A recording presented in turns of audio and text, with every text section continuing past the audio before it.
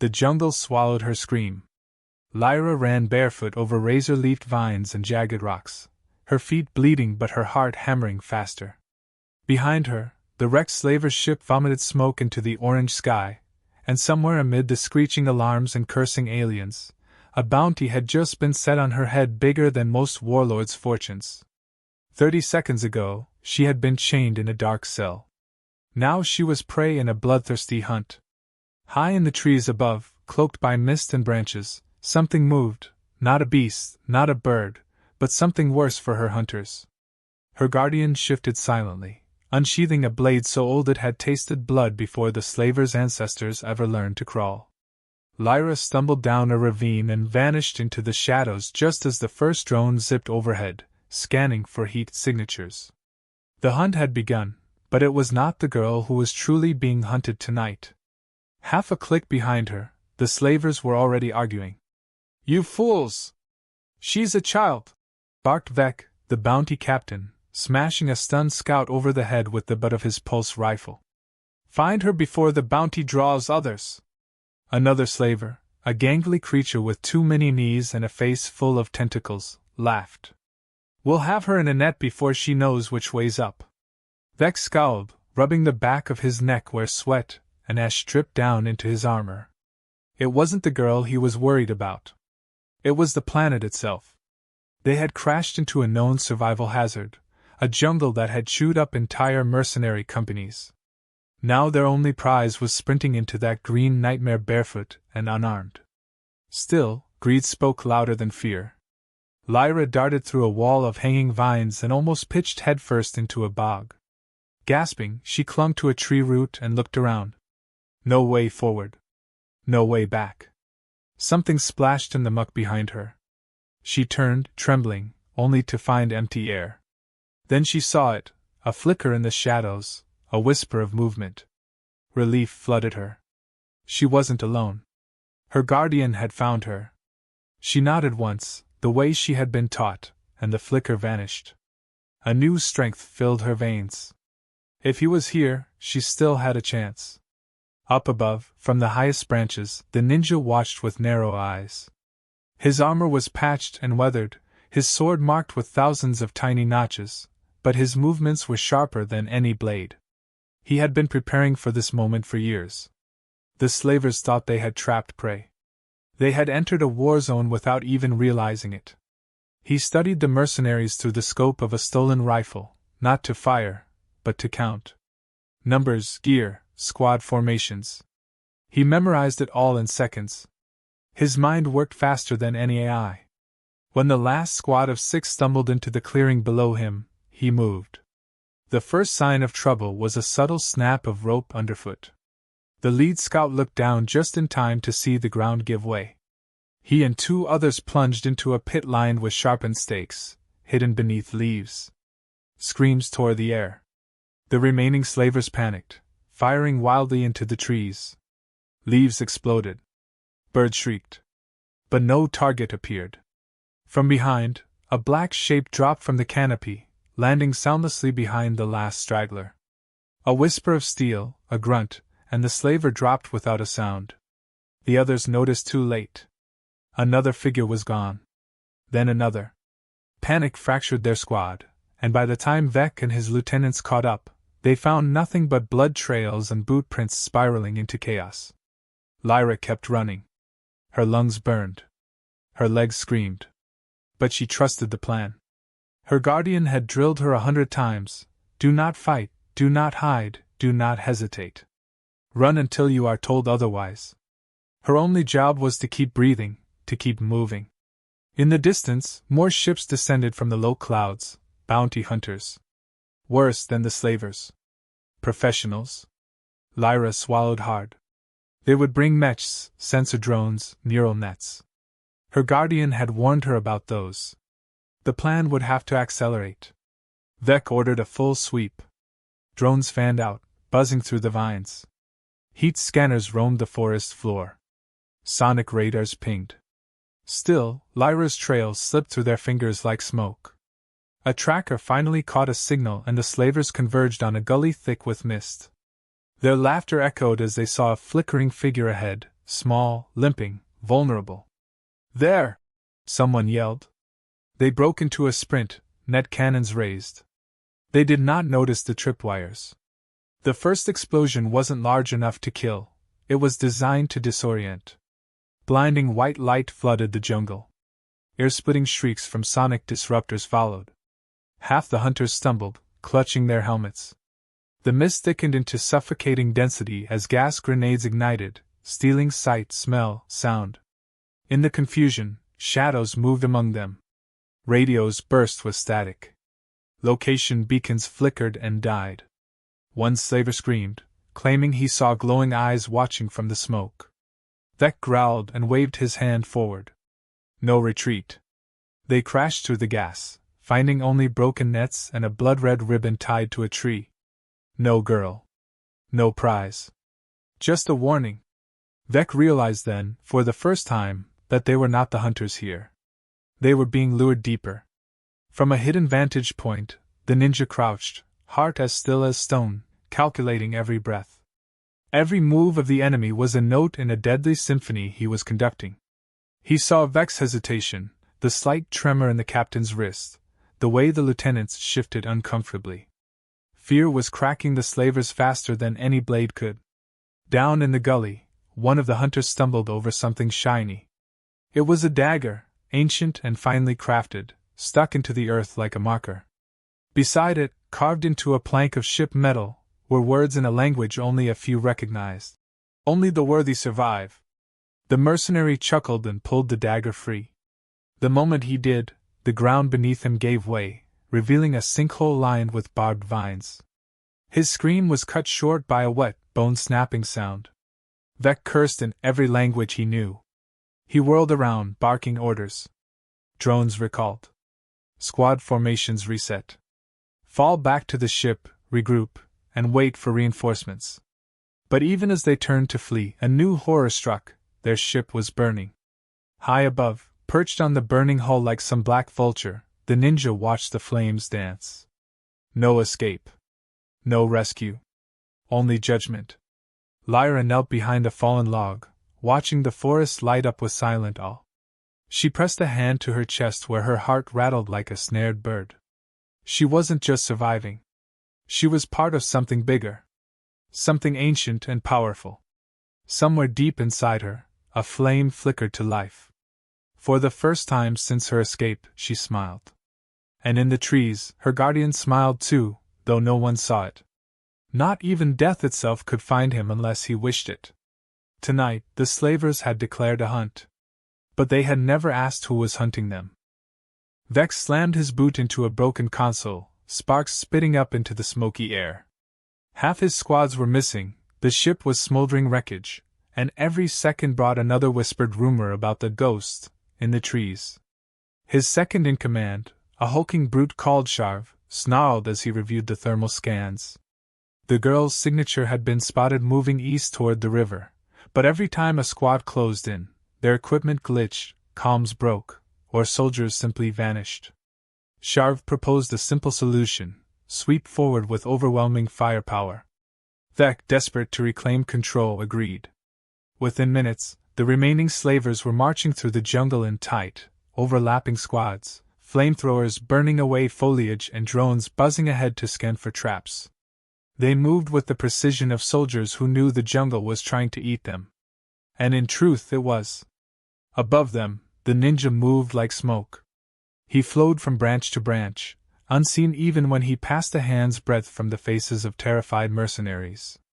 Each squad had weak points, cracks formed from fear and arrogance. One scout always straggled. Another fiddled nervously with his weapon. A third kept muttering about the cursed jungle.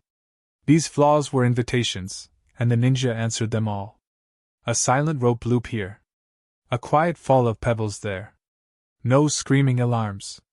No messy confrontations. Just bodies disappearing into the undergrowth, one by one, while the others marched on obliviously.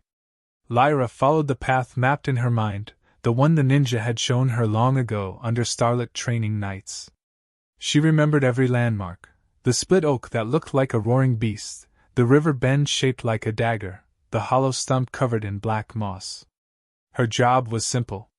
Keep moving. Lead them deeper. And so she did, limping when necessary, slowing down just enough to keep them believing they could catch her. It wasn't hard. Their hunger made them foolish.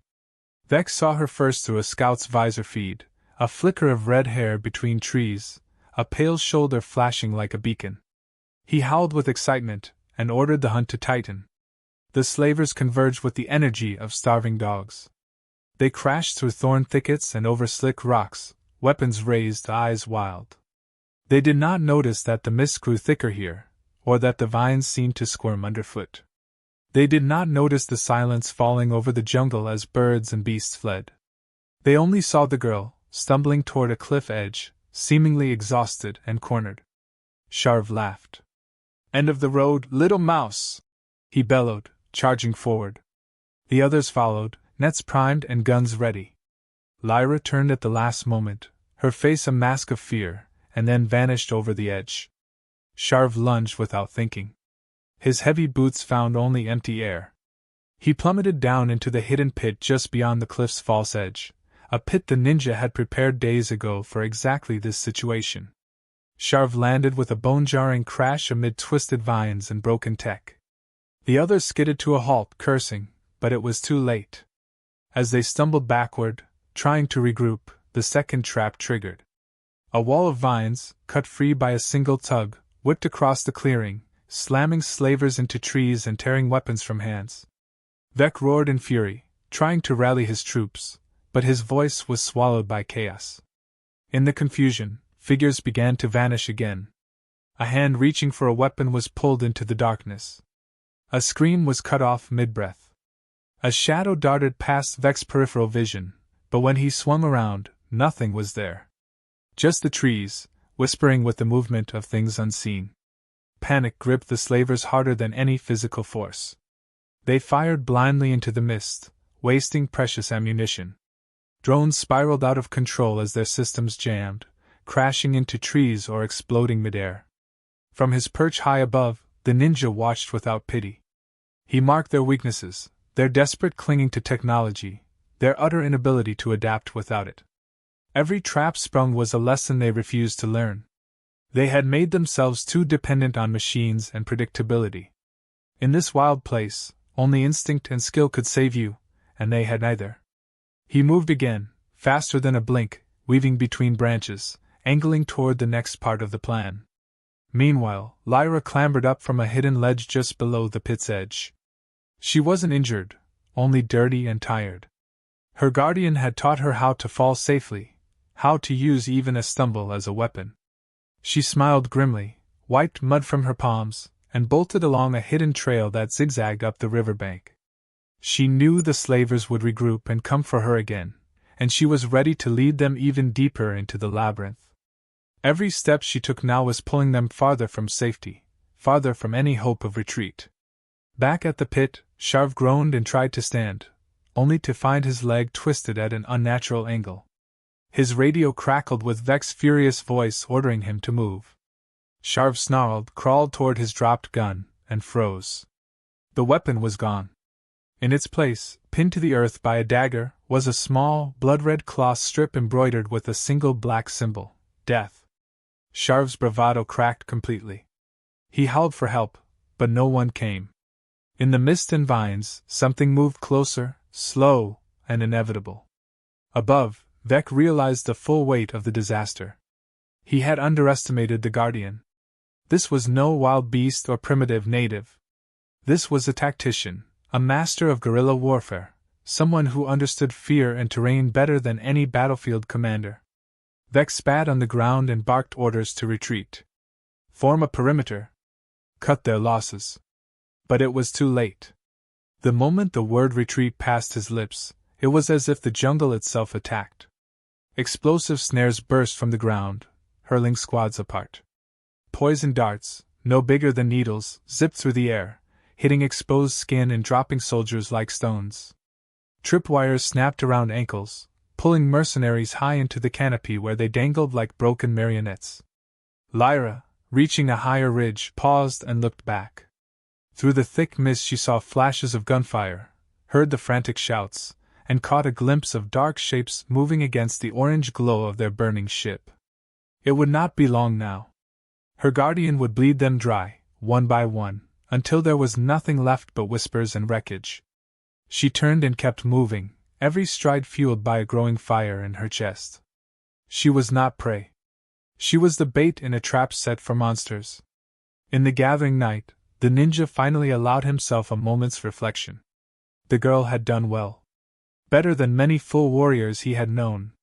The old traditions lived on in her. He would see her to safety, yes, but more than that, he would teach her to survive on her own terms. One day soon, she would not need a guardian. She would be the shadow that others feared in the dark. As another squad collapsed in chaos behind him, he moved silently to the next phase. The river would come soon. The final narrowing. He would let them think they still had a chance to corner her. He would let them think victory was in sight. And then, as all fools did when they thought the end was near, they would make fatal mistakes.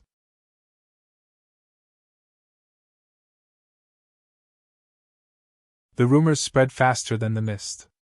Among the slavers still left standing, fear was no longer just a whisper in the trees, it had rooted itself in their bones. Some claimed the girl was a spirit, baiting them deeper into cursed ground. Others muttered about the guardian, a myth they invented to make sense of the relentless, invisible enemy cutting them down. One fool even said he saw a figure standing atop the burning wreckage, framed in smoke like some ancient god of vengeance. Vec dismissed their ramblings with snarls and threats, but even he felt it, the slow, tightening grip of something far beyond his control. They weren't on a hunt anymore. They were surviving a nightmare, and every decision seemed to pull them deeper into its jaws. Vec ordered his remaining lieutenants to set camp on a rocky rise above the river. He insisted they needed rest, time to regroup and plan. In truth, he hoped the higher ground would provide some safety, some distance from the living jungle that had been clawing them apart. Patrols were doubled, drones circled endlessly, and motion sensors blanketed the perimeter.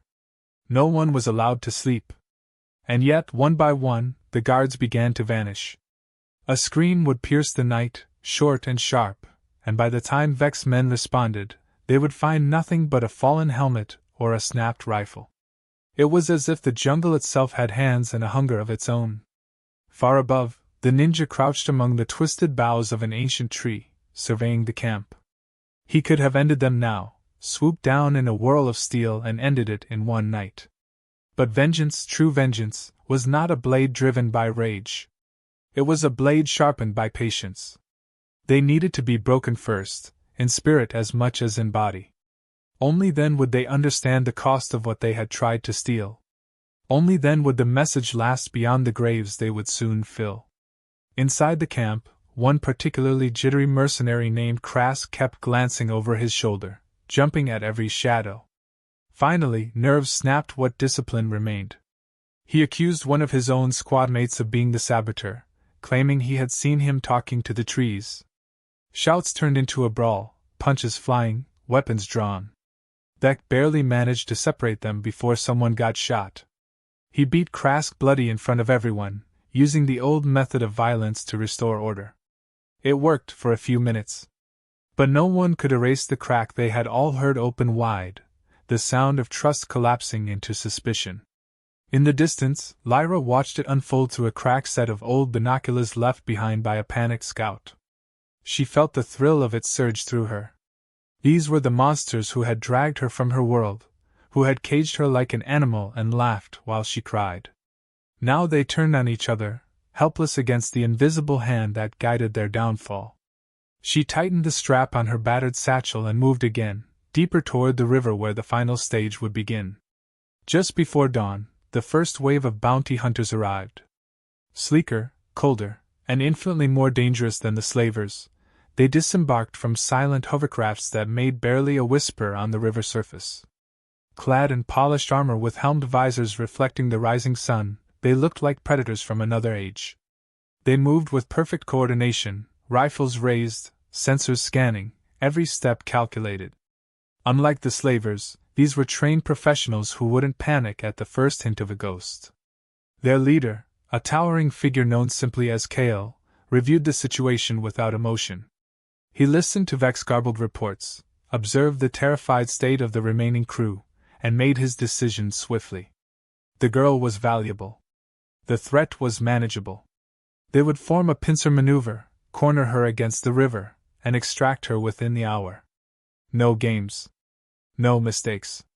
Cale ordered his forces into formation, and like a knife sliding into flesh, they moved through the jungle. But they did not realize the jungle had been reshaped overnight. Paths had been shifted. Landmarks rearranged. Trails that should have led to riverbanks now twisted into labyrinths of quicksand, predator nests, and hidden pits. Their tracking equipment, relying on old terrain maps, led them straight into areas primed for slaughter. Their drones, so confident in their programming, returned false positives and lured squads away from their units. In the growing confusion, small errors bloomed into devastating consequences. Cale noticed first. His HUD flickered. His squad was missing a man. He halted immediately, fists clenching. Professional instincts screamed at him that something was wrong, fundamentally wrong. He turned just in time to catch a glimpse of something moving in the treetops, a flicker of shadow against the pale morning light. He raised his weapon, but the shadow was gone. A soft thump behind him made him spin around. One of his men was gone, his gear lying in a neatly folded pile. Not a drop of blood. Not a sound. Just vanished. Cale called a tactical fallback. His hunters began to retreat in good order, moving in tight formations, covering every angle. It was the right move. It was what any good commander would do. And it was exactly what the ninja had planned for. As the bounty hunters pushed back toward their landing crafts, they found the riverbanks strangely quiet. Too quiet. The jungle sounds had faded entirely.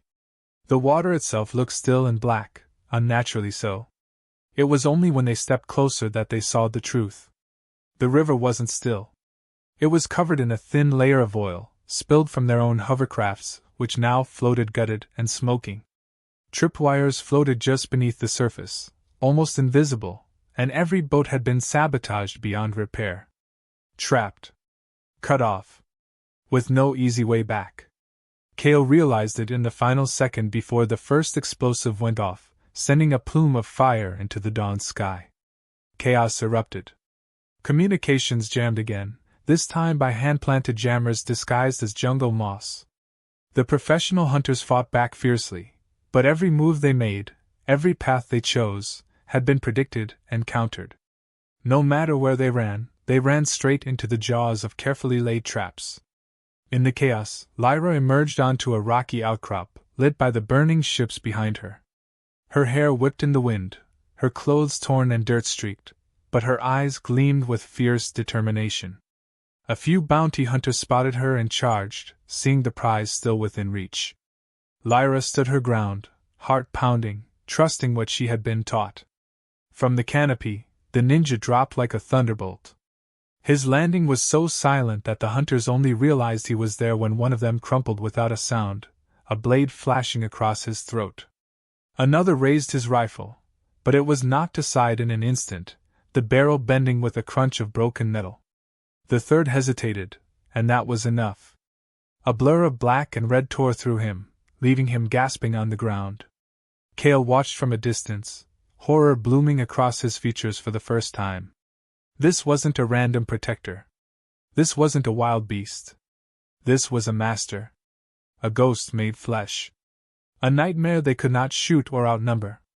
As the sun rose blood-red over the broken jungle, Cale realized something chilling. They had never stood a chance. The hunt had never been for the girl. It had always been for them. The burning river behind them painted the sky in shades of blood and ash as the surviving bounty hunters scrambled for cover. Cale barked desperate orders, trying to regroup what little force he had left, but every movement brought another loss. His men stumbled into snare traps hidden under loose soil. Explosive charges disguised as driftwood erupted with brutal precision. Nets woven from jungle vines tangled legs and weapons alike. The bounty hunters' once flawless precision broke apart under the weight of invisible strikes and perfectly placed sabotage. Cale knew they had been outclassed, but the mission had become personal now. He would not return empty-handed.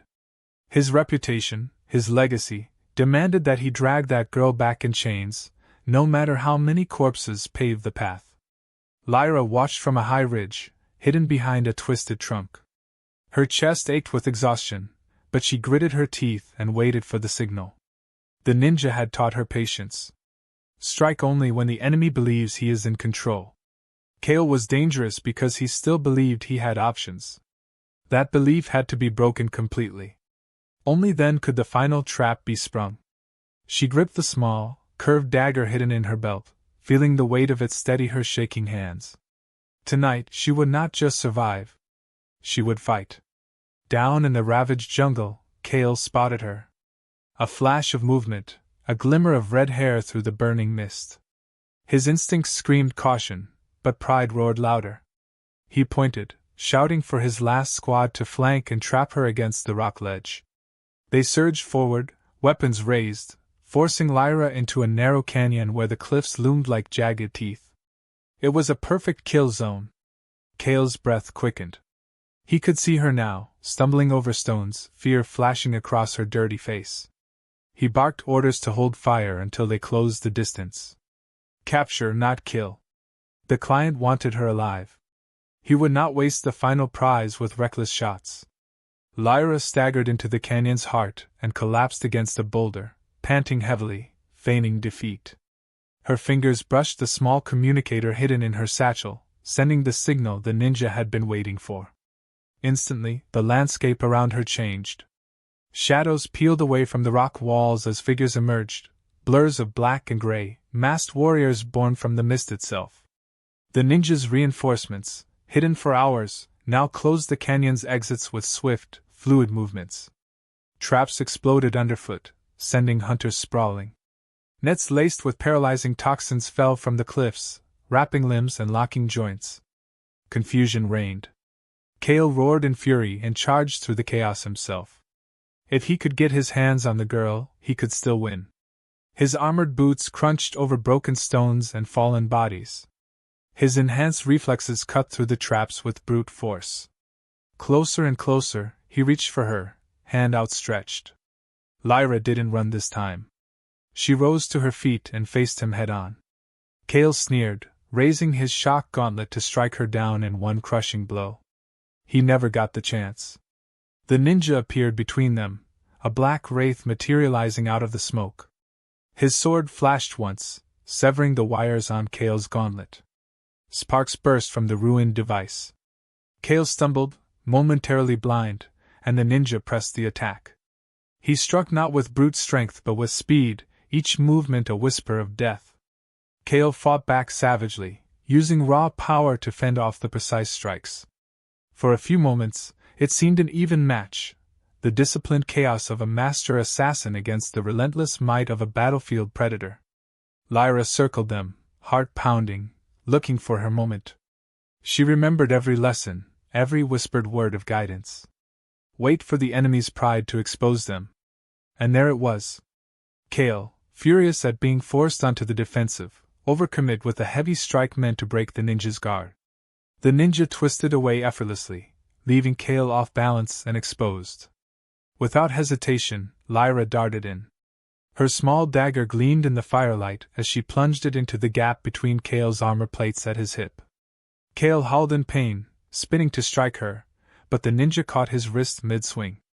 A brutal, wrenching move dislocated the joint, sending Kale to one knee. The bounty hunter tried to rise, snarling, but a sharp kick to the side of his helmet sent him sprawling into the dust, dazed and defeated. The last of Kale's men broke and ran, scattering into the burning jungle. No one pursued them. They would not survive long out there, not without their ships, not without their leader. The jungle would finish what the ninja had started. Slowly, the canyon fell silent, save for the crackling of flames and the labored breathing of the fallen bounty leader.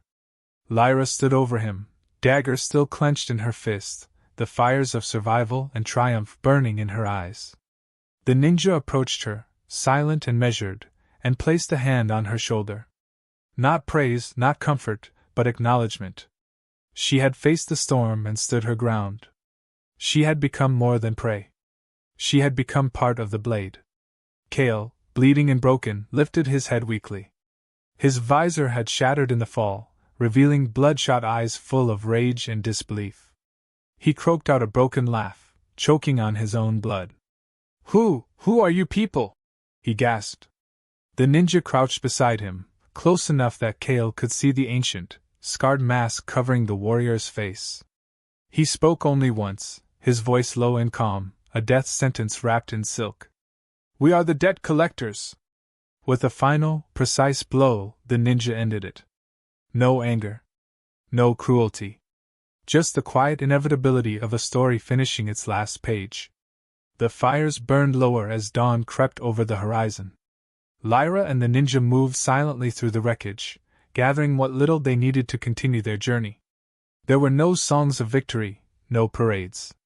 Only the quiet satisfaction of a battle survived, a message sent, a future reclaimed.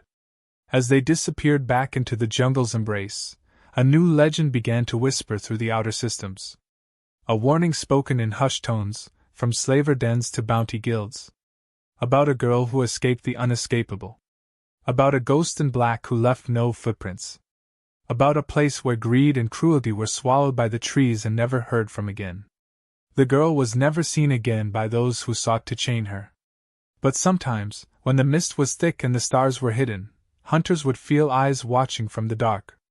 And they would remember the stories, shiver, and turn back the way they came. Because some prey are never truly helpless.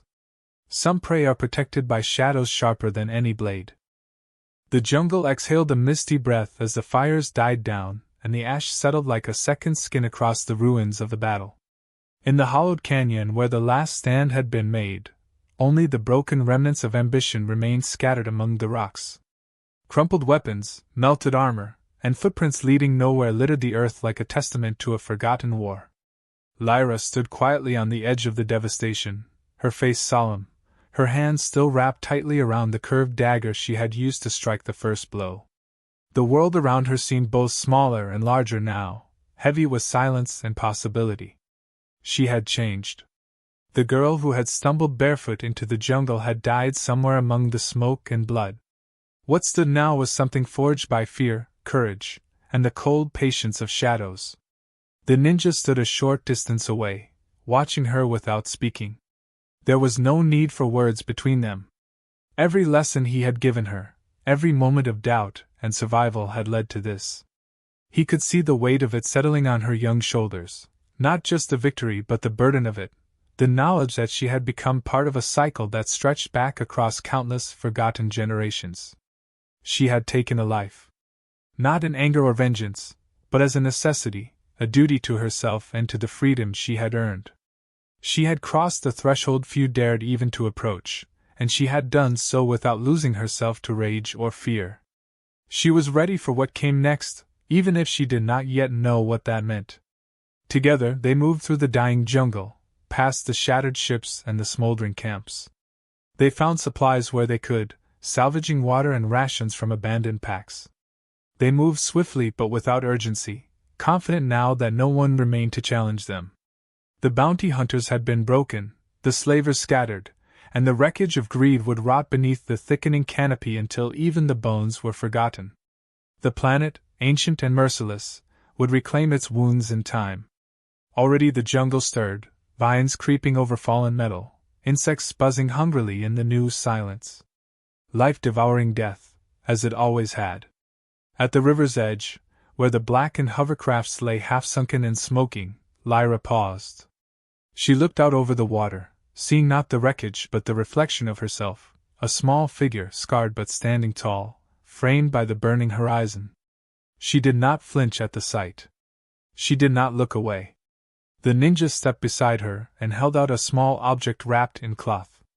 She took it carefully, unwrapping it to reveal a narrow strip of black cloth, simple yet profound. She understood immediately. A symbol. A promise. A step forward. She tied the cloth around her left wrist, the knot firm and sure. It was not a badge of honor nor a trophy of war. It was a reminder. Strength was not measured by blood spilled but by the quiet endurance to keep moving forward, to protect what mattered without losing what made her human. She nodded once to the ninja, a silent agreement between them, and together they turned away from the river and vanished back into the deep jungle. Word of the disaster traveled slowly at first, leaking from the few survivors who managed to crawl back to civilization. Slavers whispered of a cursed jungle where their best hunters had vanished without a trace. Bounty guilds scrubbed records of the failed mission, erasing names and contracts to hide their shame. Smugglers and mercenaries spoke in low, fearful voices of a girl guarded by a phantom, a ghost who moved faster than thought and struck without mercy. Some dismissed the tales as superstition, stories to scare rookies. But those who had seen the wreckage, who had watched seasoned killers break and flee, knew better. The legend grew, fed by fear and awe. They called her the Ghost's Ward, the Red Phantom, the Silent Survivor. They said she had been chosen by the shadows themselves, marked by ancient forces older than the stars.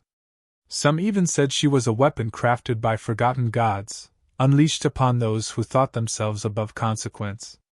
The truth, as always, was far simpler and far more powerful. She was a girl who had refused to die. A girl who had learned to fight with her mind as much as her hands. A girl who had found strength not in hatred, but in the quiet, stubborn will to endure. In distant places, where the rich and powerful plotted their next conquests, whispers of her name caused cold sweats and uneasy dreams. Plans were changed. Routes diverted. Operations abandoned at the first sign of unexplained sabotage. The slavers who had once trafficked in lives now spoke prayers to nameless gods whenever they set foot on unknown worlds, fearful that the girl and her guardian might be waiting for them. Fear became its own kind of justice, spreading across the stars like wildfire. Lyra and the ninja traveled far in the months that followed, never lingering in one place too long. They moved from planet to planet, system to system, ghosts among the living.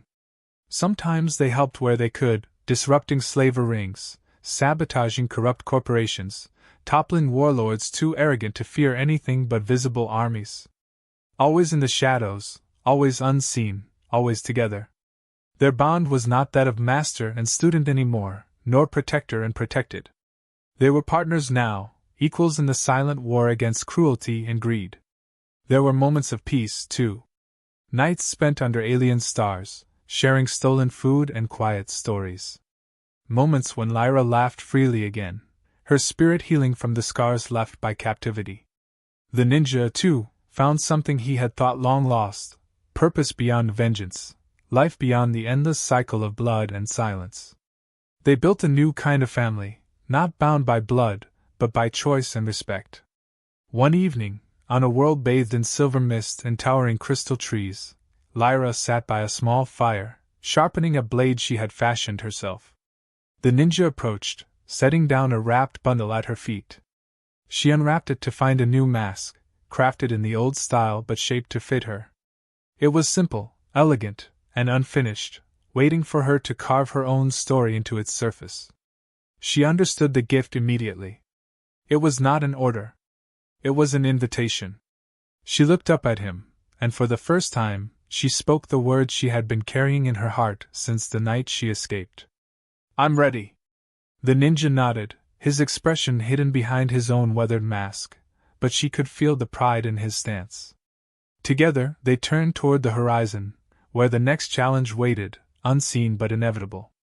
They would not be saviors or conquerors. They would not seek fame or gratitude.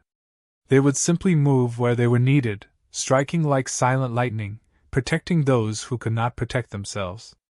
And so the legend grew, not because they sought it, but because every cruel hand that reached too far, every slaver who thought themselves untouchable, every tyrant who believed fear would shield them, all found themselves facing the same fate. A shadow in the mist. A girl who smiled at the impossible. And a blade they never saw coming until it was too late.